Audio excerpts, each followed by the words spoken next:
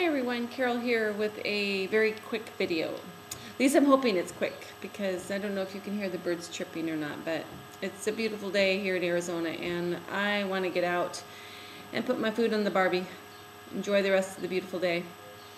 Today somebody requested that I talk about phases of the Hcg diet. So I'm just going to go into the different phases.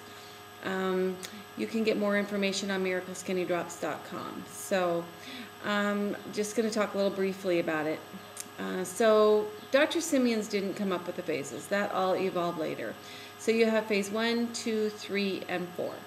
Phase 1, P1 would be preparing for the diet. So the first thing you really need to do is read pounds and inches from cover to cover.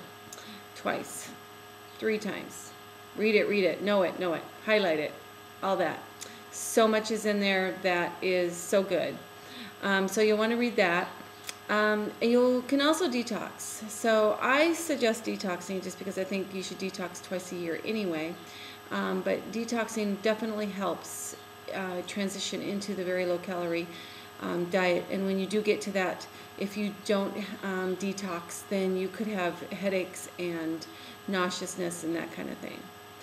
Phase 2 would be when you start the drops. The first 3 days of phase 2, you load if you're on the drops. You load. If you're on the shots, you do 2 days.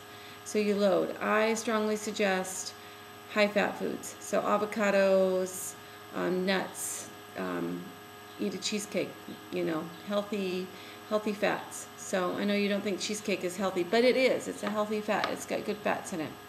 Then you want to do the whatever, you know, however many days you're going to do, 23, I don't know what the other one was, 40 something. So you can do those very low calorie foods. So those are all P2. And then you have the 3 days after you're done with the drops. And that is still very low calorie food for 72 hours.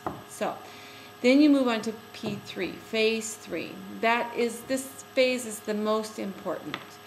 You've lost the weight, you want to stay there. You want to be able to go out and eat dinner and go to the Outback and have some bread if you want, or you want to have a glass of wine.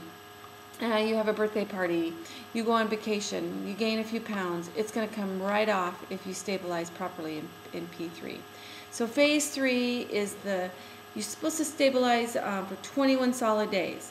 If you go over the 2-pound mark, you need to recount your 21 days over because you need to stabilize for 21 solid days.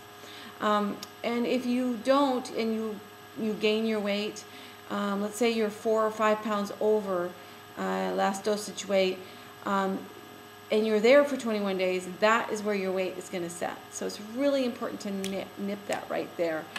Get back down to your last dosage weight. So all of that introductory of foods and everything is what I call phase 3. Now, if you're going to do another round, I believe that you should just stay on phase 3 and just introduce other foods, such as you know, healthy foods, such as maybe you want to have some black beans, because most people don't introduce black beans on phase 3 because they are a little bit starchier, so they can cause more of a gain than if you ate spinach. So use that time to eat those great foods. There's all kinds of quinoa pasta is just yummy. So you can if you haven't already introduced it, you can introduce things like that. Things like oats. Make yourself a nice yummy batch of oat bran or oatmeal muffins. Have steel cut oats for breakfast. Do all of that and then go back on to do your next round. Now, if you're not going to go on another round, then there's what's called phase 4. And I don't really think it's a phase. I don't really know, you know, why that's stuck.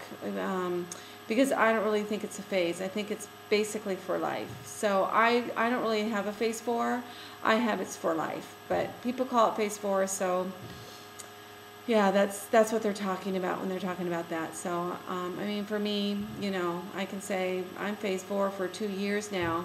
But no, it's basically a life-changing diet plan. So